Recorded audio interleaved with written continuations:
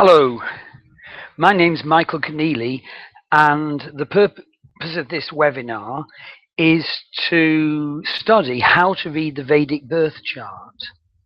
The Vedic birth chart, as I shall show, is the most tremendous guide to your life purpose.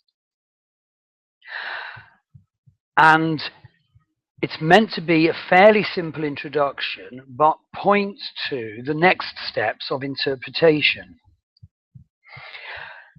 The webinar is part one of a series where the members of a particular study group within my course, www.mastervedicastrology.com, are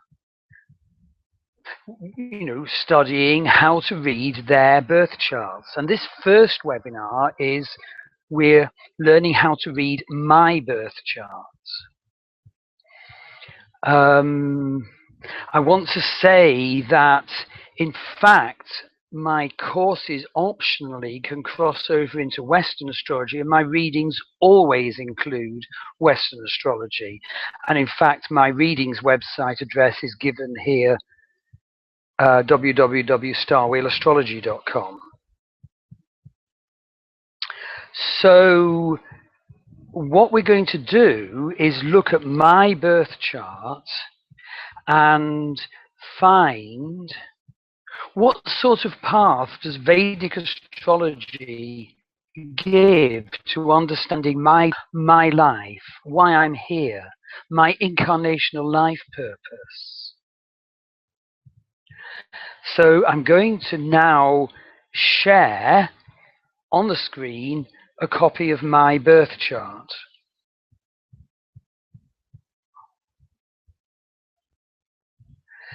And so here you can see my birth chart. It's part of a document prepared for the whole series, so the other members' birth charts are also in it. And it's not just the Vedic birth chart, it is a statement of the planet positions in the Vedic signs, the planet positions in the nakshatras. The nakshatras are the wonderful 27-sign lunar zodiac of Vedic astrology. If you haven't found out about the nakshatras, you haven't lived. At one level, they provide such a novelistically powerful depiction of the personality type, but at a higher level, they show your spiritual path. You need both. And there's the Navamsha chart, which is the soul chart, the soul or marriage chart. And as my course develops, the Master Vedic Astrology course, we learn to find out what the message from the soul is to this lifetime, what blessings it's sending, what challenges it's sending. And also available, I'll just make it a bit smaller, is, well, there's the AstroCalc Western chart for myself, and there's the Swiss Huber School chart, which is very psychodynamic, and I studied their course. And I'm a great believer in Western astrology, not only because of its psychodynamic applications, its sub-personality statements and studies and work, but also because of the outer planets, Uranus, Neptune, and Pluto, which when they were discovered entered the human consciousness, and of course Chiron, the wounded healer. But today we are going to focus on the Vedic birth chart. It's part one of the series, mine initially, and then the other members of this particular study group. And the webinars will be at fortnightly intervals, and they'll go on to look at other important applications and techniques and rules to apply to reading the Vedic birth charts. They'll then go on to the nakshatras. What are they? What are the wonderful techniques that can be applied to understand how they'll manifest in your life, natally and predictively? And then all the advanced techniques that I teach in my third level course, www.advancedvedicastrology.com. So let's make a start, and you can see that my ascendant, or my first house, the Lagna, is Cancer. Cancer is my rising sign. All the other house numbers number off from the Lagna. Okay, what does it mean to have ascendant in Cancer? Well, to accompany the webinars, I've created a quick guide and a longer, useful guide.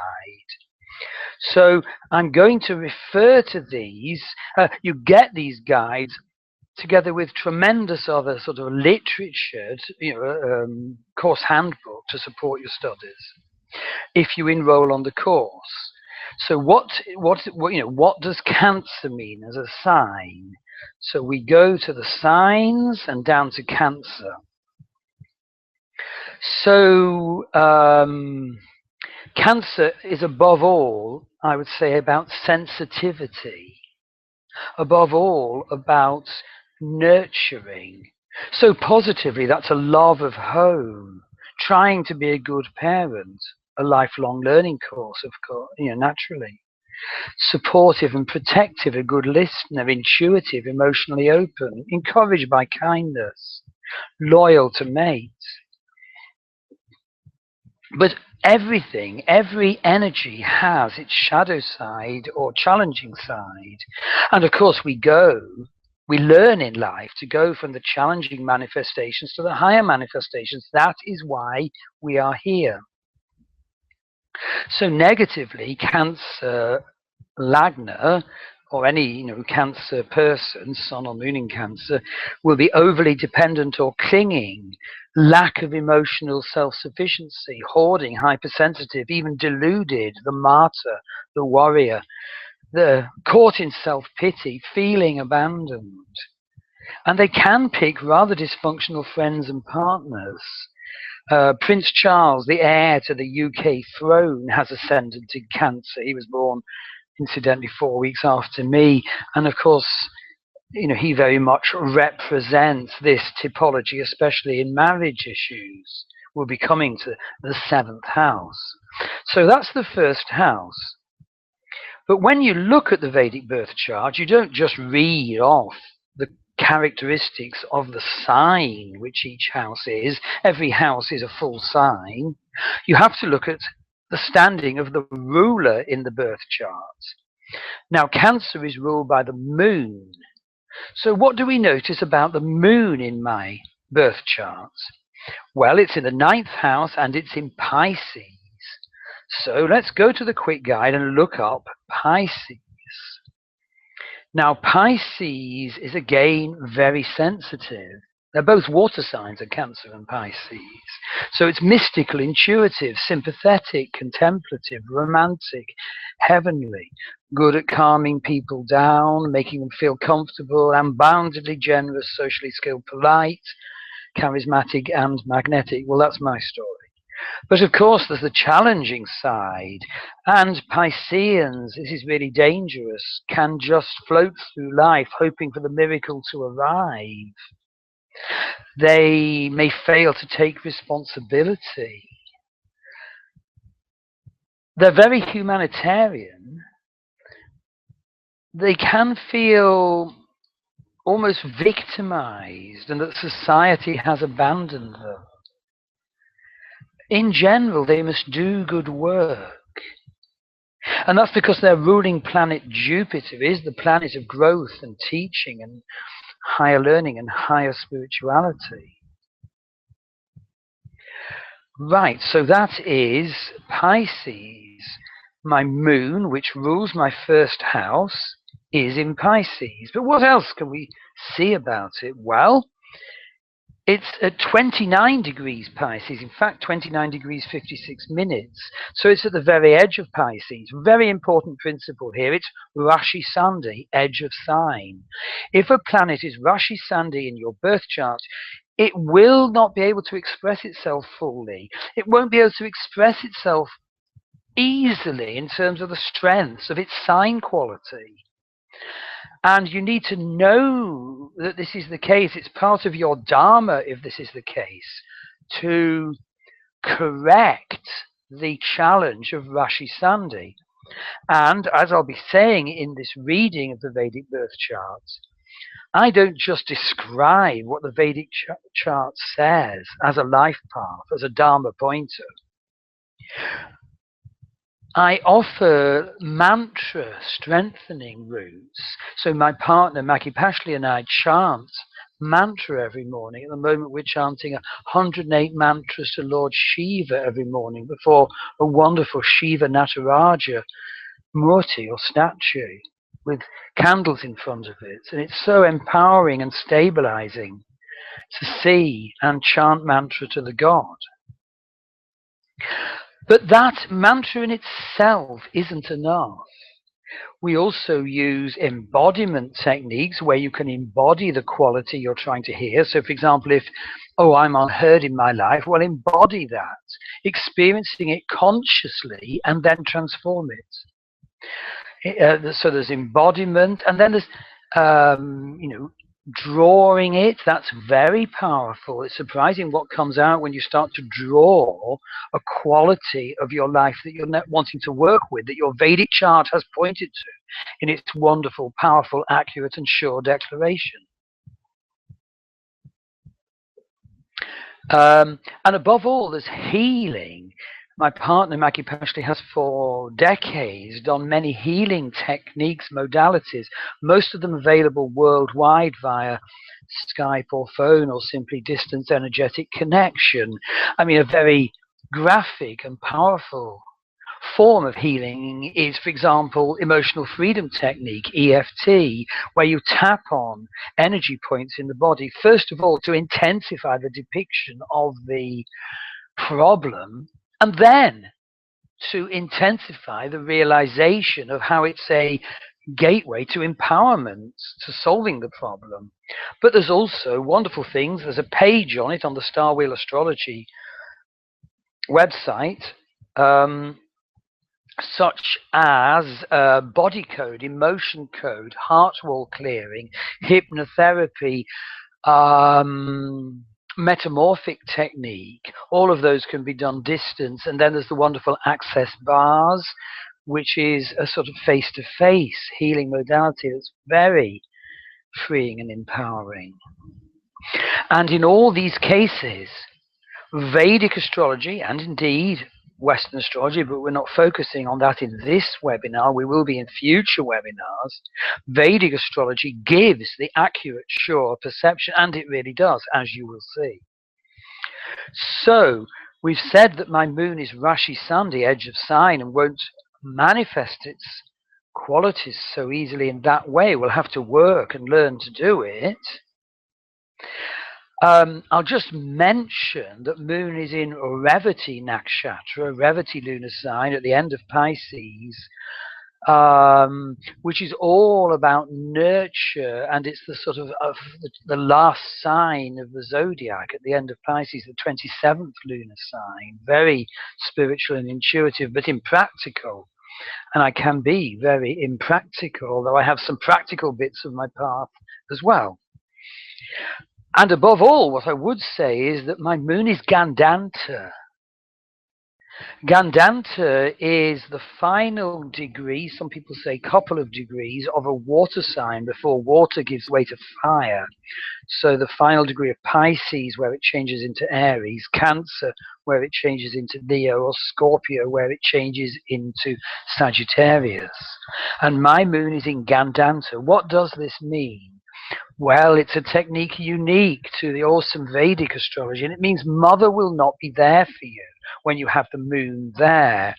You could well die in infancy in a less developed culture, and you could lack confidence, and you won't feel nurtured. It's seen as a pretty terrible karma or destiny. And the thing is, Western astrology chart doesn't tell me this. And I was so impressed that early on in the several, in my studies in Vedic astrology, I've done a number of courses with a number of teachers. I discovered about Gandanta, and this just wowed me. Here was an immediate statement of the truth of my life, which Western astrology didn't even know of. So this is just one example of how incredible a route map the Vedic birth chart is. So immediately we find out that the ruler of the Lagna, or the rising sign, the first house, is a Gandanta moon. And that makes it completely different. It isn't therefore strengthened. It's made more sensitive. It's made more open to sort of psychism, and above all, to perception of spiritual truth found through hardship. If one had a sort of more robust sign ruler, then the sign would manifest quite differently. The rising sign would manifest quite differently. And of course, the first house is, a statement of our basic identity in the world. So we'll just go to the quick guide, what it says about the first house. And so we have the self, the body, the innate nature, the ego, the intelligence, the experience of self, etc. Body part, head and face. Each of the houses represents part of the body apart from anything else. Well, let's go on to my second house. Okay, I'm putting the pointer over the second house, and it's Leo. It's occupied by Saturn and Venus. And of course, the sign of Leo is ruled by the sun. So Leo is quite a sort of assertive sign that likes to shine blessings on all. But to weigh up the strength of my second house, you have to look at the condition of the sign ruler. Sort of, oh dear, Sun is at 1 degree Libra. Again, it's Rashi Sandhi. Oh dear, it's in the fourth house. Now, the fourth house is the bottom of the heavens. It's the Imum Cheli, the IC in Western Astrology. And the Sun does not like being at the bottom of the heavens. Basically, the person will feel overlooked, marginalized, disregarded, unable to be heard, unable to assert properly and fully and easily. The Sun likes to be at the top of the chart, where he can shine his blessings on all. Okay, so we have a third part of my destiny clicking in from the second house ruler, the Sun. But of course, we have to know that the Sun is conjunct 2 planets, a retrograde Mercury.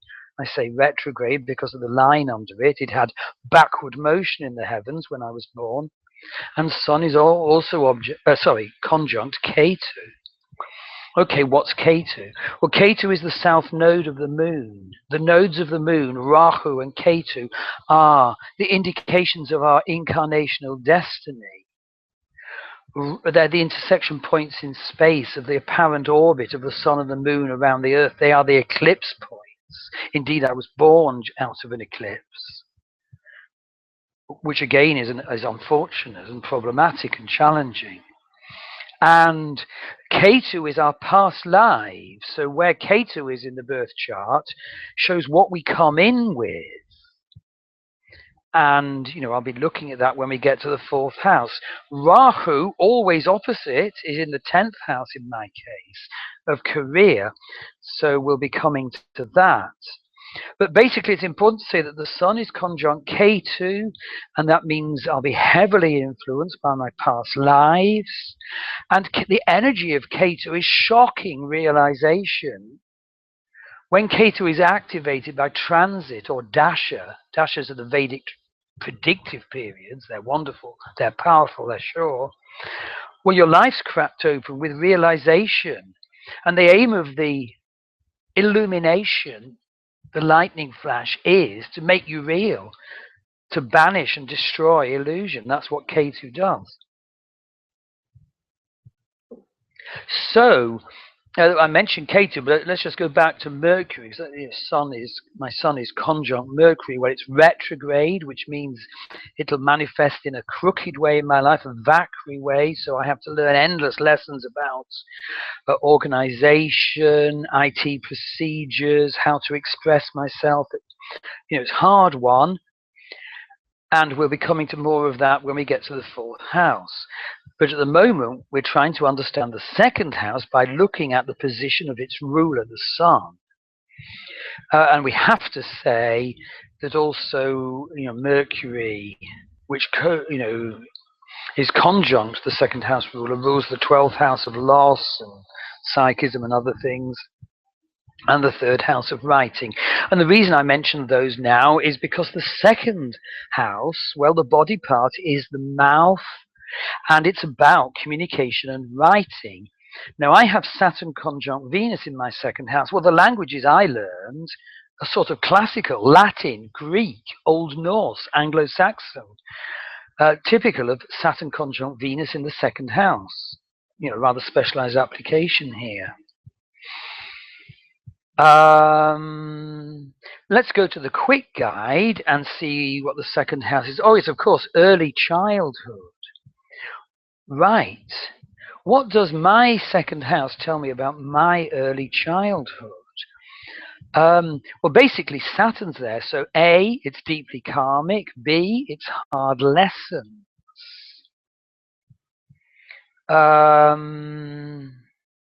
Venus is the planet of love. In fact, the second house is about nurture. So to have Saturn there means that you will feel restricted. You'll have to sort of work hard to get love and nurture.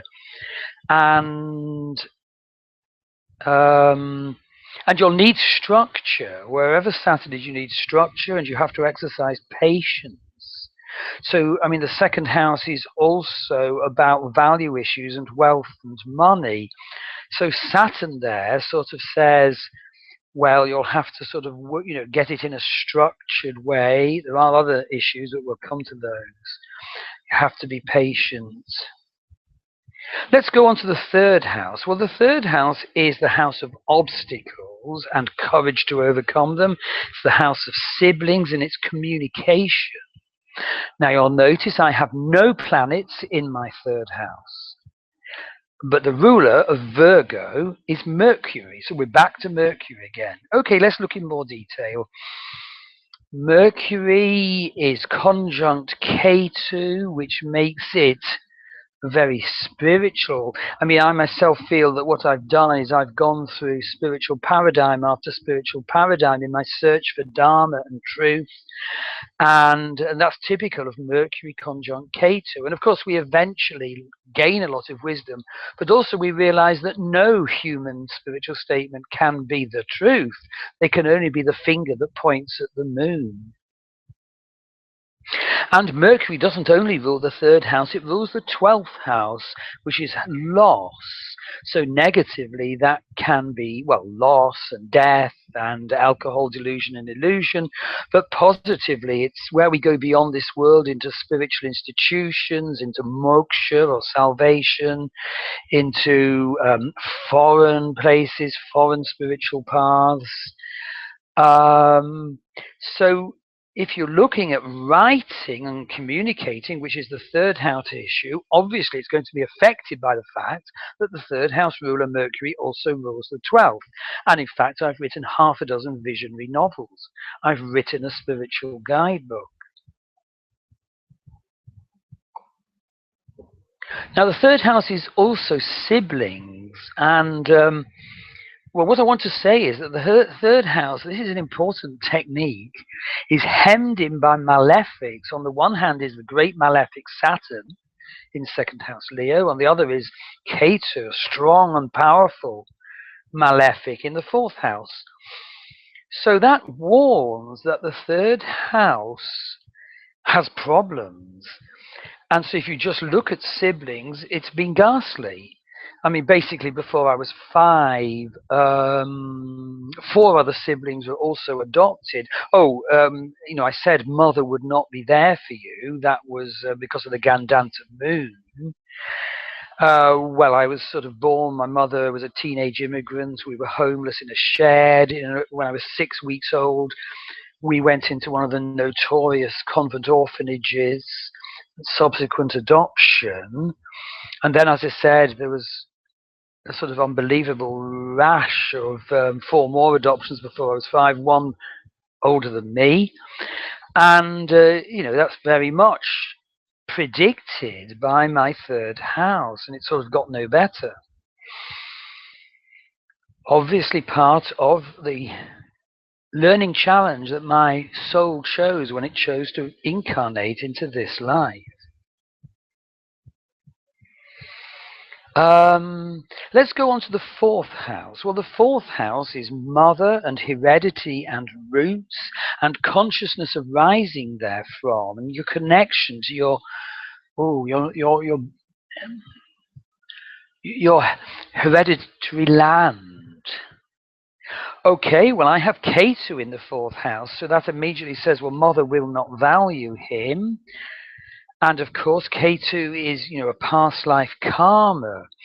And you'll notice that Rahu, opposite Ketu, as it always is in the 10th house of career. So this is someone who will try and find value in career, will be impelled to work a career. But of course, it's illusory in a way, because although you'll learn a lot in pursuing career, and that may be of value, you yourself cannot find value through your career. You can only find value through embodying value in yourself. And we're back to the healing embodiment, art therapy, and mantra techniques, which we always provide with our courses and readings on these websites.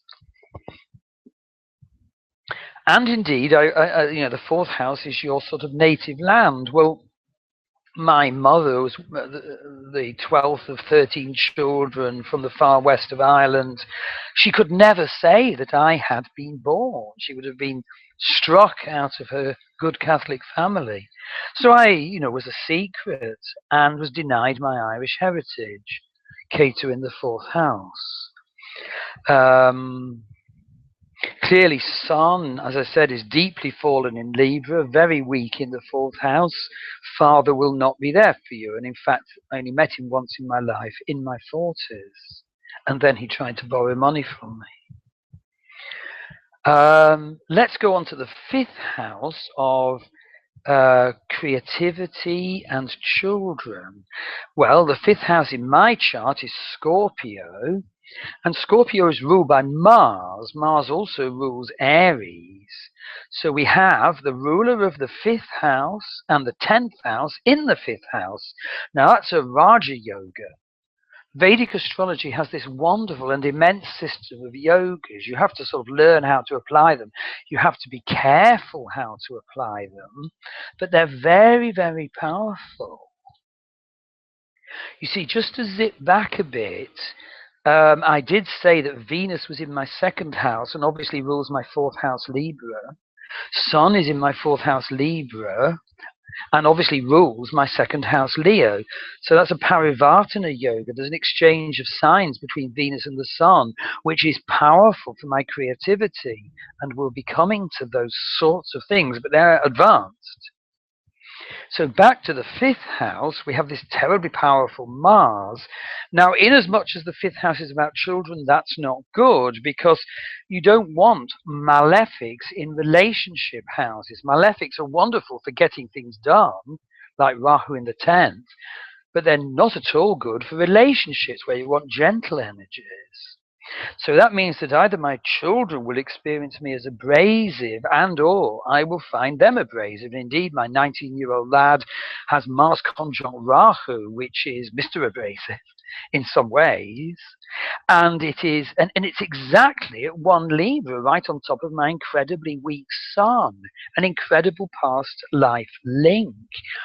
Clearly, he, for example, he could have been my slave driver in a previous life. There's a big karma for me to learn and cope with that, and for him to learn through it. Wherever the nodes of two people's charts intersect with other planets, especially the Sun and the Moon and the nodes of your own charts, massive past life indications. But back to the fifth house. Right, well, the fifth house is creativity. Now, Saturn is transiting through Scorpio as I speak. In fact, Saturn is shortly to go on station. It's retrograding as I speak. It's been over Mars once and then back over Mars, and it's shortly to go on station, and then it'll go forward again and over Mars for a third time. There's been tremendous creativity. I mean, I'm writing a 7th novel. It's going so well. And incidentally, going back to 4th house issues, it's about roots, because the novel, or part of it, is set to depict connection with the gods and the goddesses of the ancient Irish, the Tuatha De Danann, my heritage. And I'm using my creativity to do that. I said it was Saturn transiting through Scorpio. Look, Saturn is in the 2nd house of mouth, of communication, of speech, of writing. Indeed, it's conjunct Venus, which is artistic. Going back to my sun, now in terms of the nakshatras, the wonderful 27 sign lunar zodiac, my sun is in Chitra lunar sign, Chitra nakshatra, which is tremendously artistic. You're actually born to manifest artistic creation and beauty. The symbol is the pearl. The ruling deity is Vishvakarman, the heavenly architect. So all these tie together. And, of course, there's the issue of death. As I said, Saturn was transiting over Mars. Now, the very first Vedic astrology course I did was the Astrology of Death, taught by the late Richard Houck, who wrote a book on the subject. And, as I said, Saturn's just gone over my Mars. That's quite death-dealing. More about that in a bit. And, indeed, a family member's just died. Let's move on to the 6th house. So we'll go to the quick guide. So I think I forgot to mention body parts. So as I said, the first house is essentially the head and face. The 2nd house is mouth. So the 3rd part is throat, neck, and the 3rd house is hands, arms, and shoulders. The 4th house is chest, heart, and lungs. And the 5th house is the upper stomach and the solar plexus. I've got Mars there, and I suffer from gastroesophageal reflux disease. Mars is pitta. Stomachs don't like it. Have to be ever so careful what I eat. Let's go on to the 6th house. Well, this is about the lower abdomen. But okay, what of its affairs? Well, it's called the house of enemies, but essentially it's about being able to defend yourself against your enemies. So it also covers legal cases. And of course, because it's, the worst enemies are enemies to our health, it's the house, so important, of health and healing, healers and healing. These are the 2nd house matters. Now, it's not an easy house. In a future webinar, I'll teach about house classifications. But the 6th house, one thing I can say is it's upachaya. It improves with age if you learn its lessons. And that's important to me, because you'll see that I have Jupiter in it. I'm putting the cursor over Jupiter in the 6th house. And in about a year's time, I go into a Jupiter predictive period. Vedic astrology has a wonderful, sure and accurate, exalted system of predictive periods which unfold inexorably from birth, from the position of the moon, where it was at the moment you were born. Each Vedic predictive period has a ruling planet, and there are sub-periods and sub-sub-periods. So, at my age, I'm very alert to the fact that going into Jupiter period in a year's time could activate 6th house health and healing matters. But of course, it's not just about that. Incidentally, it's about service, and a lot of all my life really has been on service roles. If they're not teaching or writing. But anyway, a lot of it's been about service roles. And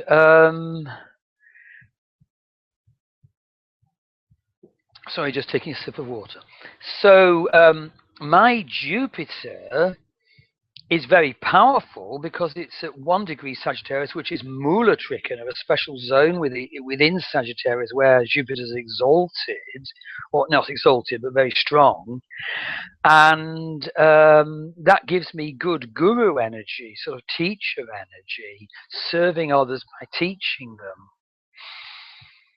them. What else do I want to say? Oh, yes, the fact that Jupiter is strong doesn't necessarily mean good. It's so important to realize that in Vedic astrology, strong does not mean good. Strong means strong. And so, for example, a planet can manifest strongly for ill. And indeed, Jupiter can proliferate. It means you can take on too much. It means that huge enemies can arise if it's in the 6th house. It's a bit like Jupiter conjunct Chiron in Western astrology, which can be ungroundedly expansionary. Come on, chaps, the sky's the limit. Subscribe to the South Sea Bubble. It cannot burst. Wow, wow, wow. You know, that sort of thing. So I have to be careful with my strong Jupiter, just as I have to equally be careful with my strong Mars. I wanted to, yes, let me talk a bit about managing strong planets. You see, the manager of your earthly life is sort of the sun. The sun is the divine charioteer who drives the chariot of self. Now, if the charioteer is weak, and in my case it's an incredibly weak sun by all the indicators, there's even a calculation of strength and weakness, and you wouldn't believe how weak my sun is. It's as weak as it can get. And this means that, of course, the charioteer, who holds in his hands the reins that goes to the horses that pull the chariot of self, the other planets, well, the horses are stronger than the charioteer, so they can choose the direction. They can overturn the charioteer's direction. They can overturn the chariot and pull in opposite ways. So my sun will have it a tough task to manage the super strong, for example, occult Mars in Scorpio, or the Mula Trikona Jupiter in Sagittarius. Right, let's go on to the 7th house, which is Capricorn in my case, and the 7th house is marriage. So, we have the ascendant over here, and so it's, follow the pointer, 1, 2, 3, 4, 5, 6, 7. Now, as I said, Cancers notoriously have a difficult script for 7th house, for marriage, because, of course, it's Capricorn ruled by Saturn. And I think I referred to the case of Prince Charles, the current heir to the UK throne, who obviously had a very difficult run for marriage issues. And, okay, if you look at my 7th house, well, Capricorn is ruled by Saturn, and Saturn is conjunct Venus. Now, in one way, that's good, because, of course, Saturn and Venus are friends. As I said, I will be talking about things like house categories and friendships in a future webinar, but it is the case that Saturn and Venus are friends. But you don't just get the friendship results easily. You have to learn it. Saturn Venus at their highest is exalted commitment in love, exalted structuring and manifestation of beauty. In fact, once when I was about 18, 19, I did a huge mural that was incredibly classically drawn and painted, Saturn Venus, that I've never painted before or since, really. Saturn's negative effects on Venus.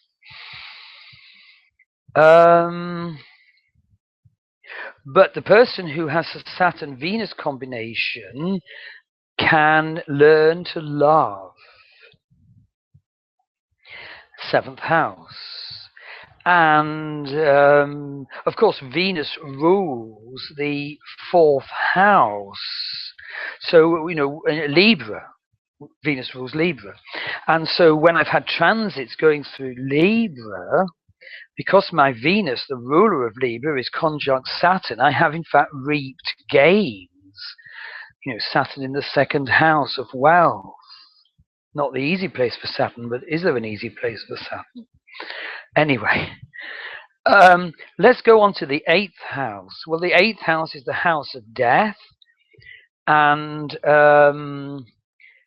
it is, well, essentially it's death and rebirth. It's the shamanic house, and that's why, we teach death and rebirth, transformation, embodiment, and healing modalities in the readings and courses I do. And of course, the fact that Saturn is the ruler of the 8th house, there's Saturn, the ruler of the 8th house, Aquarius, in my birth chart, makes Saturn very malefic. And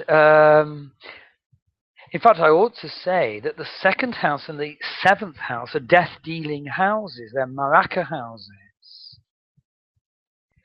And I have Saturn ruling the 7th house, Maraka house, and occupying the 2nd house, Maraka house, and indeed ruling the house of death, the 8th. So it is a very malefic energy in that way. And indeed, there's a sort of death gestalt. Richard Hauck called it the death drill, where you can predict if a person will die or if there'll be a death in your circle or family.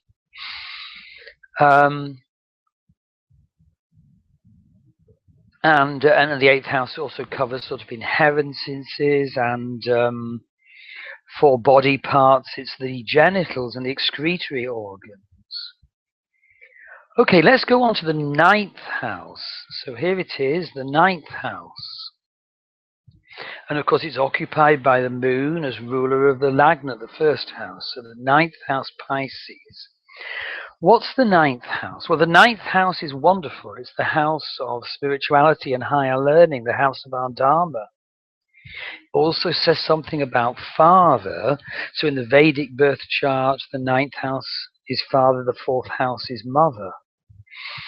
And, body part is legs and thighs. And the 9th house is very philosophically orientated and says about the sort of gurus you'll get, good or bad. It is the most auspicious house. Now, my 9th house is Pisces. So, Pisces is mystical and psychic. And the moon is there, which is, of course, sensitive and psychic. And indeed, I've had a lot of psychic openings in my life.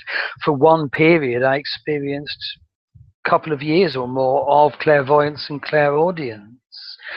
I do tarot readings for people all over the world, which prove accurate.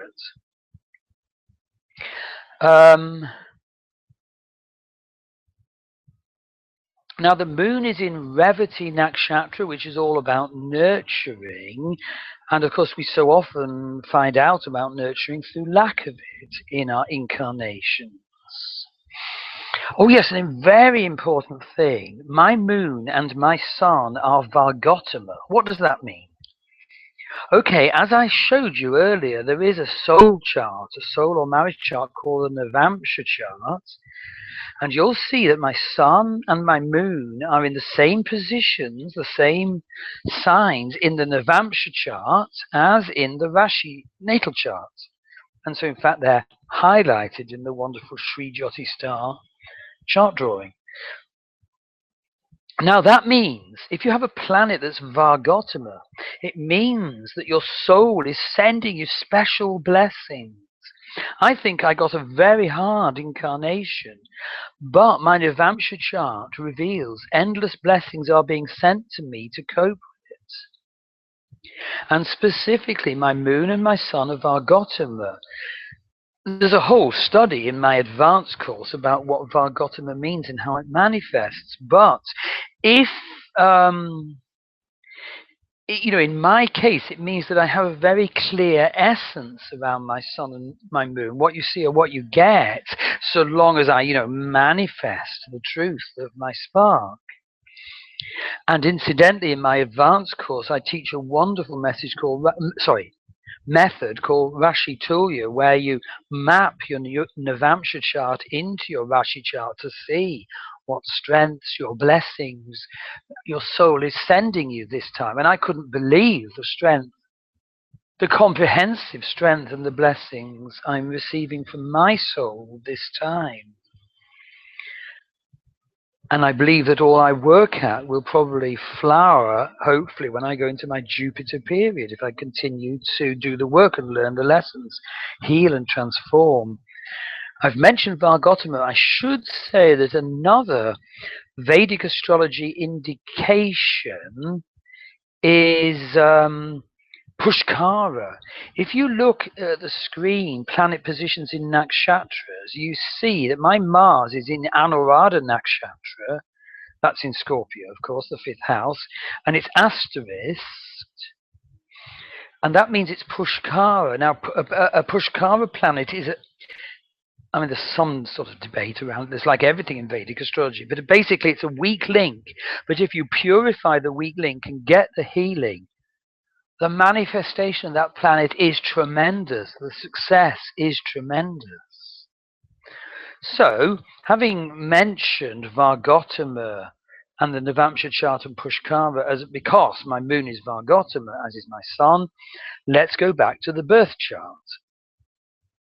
And so we've sort of been looking at my 9th house, which is quite a blessing, except for the fact that my moon's Gandanta. 9th house is ruled by Jupiter, which is in his own sign. He's not in a good house, he's in the 6th house, but it does get better. The 9th house is about higher learning. Well, I've got a couple of degrees from Oxford. I've got 5 degrees in all. I did a 5-year field study of spiritual forms new to the West, an ethnography. So I was a social anthropologist and an ethnographer for 5 years, living in the institutions and communities studied. That's very 9th house. Indeed, I did it during Sade Sate when Saturn transits over your birth moon, a very difficult period. It is crucial to understand what it means and how to handle it. You know, it's the period when Saturn goes through the sign before your moon, through the sign occupied by your moon, and through the sign after that, 7.5 years after that. Sade Sate is Sanskrit for 7.5. And so very typical of this 9th house you can see in front of you. What happened? Well, basically, I lived in these communities. So I had to, for example, live in a Hindu ashram on and off for 5 years, doing the wonderful Mahabhishekam pujas. You know, hours of worship, for example, to Ma Kali, who was the main presiding deity of the particular ashram I was in. The second study area was Buddhism, and so I lived in Tibetan Buddhist gompas, doing highest yoga tantras. I lived in more westernized Buddhist centers like Sharpham College, Totnes, and Gaia House, learning less Vajrayana but more westernized forms of Buddhism, not so ritualistic. And after Hinduism and Buddhism, I also studied shamanism. So I studied healers using shamanic journeying, soul retrieval, other shamanic techniques. And I studied earth spirituality forms. And lastly, I studied utopian community. So on and off for 5 years, I lived in what's called a bender site. Well, a bender is a structure of willows called withies with a tarpaulin over it and maybe a wood-burning stove. And it's miles from anywhere. So mine was sort of down a remote path near Glastonbury called a drove. And these people were dedicated to tread softly on the earth. They were dedicated to living in an environmental way. They held their community together by celebrating the 8 great festivals, by doing co-counseling. So I, lived in on a bender site and in the workshop units of ethical right living and teaching. So well worth doing. So let's get back to that. I sort of digressed there to show how my ninth house manifested. In fact, during my Sade when Saturn transited over my birth moon. That was for the second time. And the first time, I sort of went up to Oxford University, had a very hard start there, Sade. Of course, I didn't know I was in Sade there. But, I was exposed to the pinnacle of learning and teaching. Okay, back to the charts. And let's go on to the 10th house. Well, my 10th house is Aries. Now, what's the 10th house about? So we go to the quick guide. The 10th house is career and occupation. And it's the house of action. You'll see that I have Rahu there, and that's successful, especially Rahu in Aries. But it's dangerous because, of course, Rahu is a demon. I think I tried to say that Rahu and Ketu were the indicators of our incarnational life purpose. This time, Ketu is our past lives, Rahu is where we are driven to manifest in this life. And we have to purify the nature of our Rahu. We have to purify it because we can't just be driven. Indeed, Rahu is always initially surrounded by smoke of illusion, may even be connection to darkness, mass movements, that sort of thing, bad gurus. And so as we follow the driven path, at the same time we have to purify it. And I think I said that my Rahu, the north node, of course, is opposite the south node Ketu, and one of the meanings of Ketu in the fourth house of mother means mother won't value you, so you try and find value through career, and that is an illusion. It's not the way to find value. And of course, it's ruled by Mars, which is in fifth house Scorpio. So I'll put loads of energy into it. My Mars in Scorpio is, of course, quite occult, and so like astrology and shamanism. I teach courses in the runes and the Ogham, the Celtic tree alphabet of the ancient Irish Druids. And I do shamanic healings. So that's sort of my career. I also, of course, write books. We talked about the second house and the third house ruled by Mercury conjunct Ketu. And indeed, such a scatter is typical of what the moon is in my chart. And I'll just mention it. My moon is my Atma Karika. There's a wonderful system of indicators, and the Atma Karika indicator is your soul indicator. And that is the planet of greatest longitude, with the highest longitude in its sign, and mine is the moon. Now,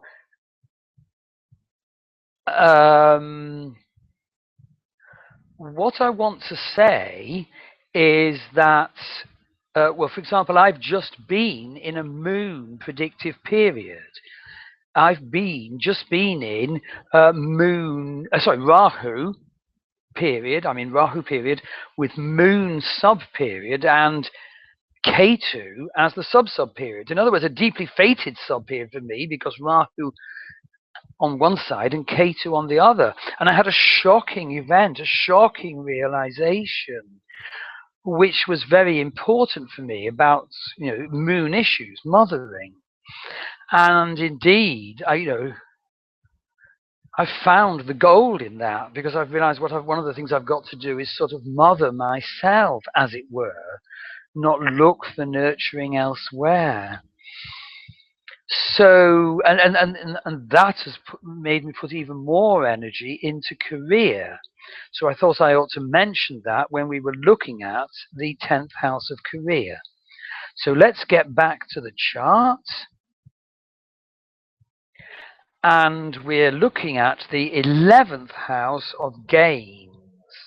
Now, the 11th house is another upper child or growing house, and that is because it's not, easy for us when we're starting off in our life to know what are the best gains. We think we might want 1,000,000. Another possibility would be to want enlightenment. Which is best? Do you see my point? Now, my 11th house is Taurus, which is ruled by Venus in the second house. So, you'd think it would be about money, but of course Saturn is there. So I will have to learn Saturn's lessons. I will have to obey his karmas. I will have to be patient. I will have to work long.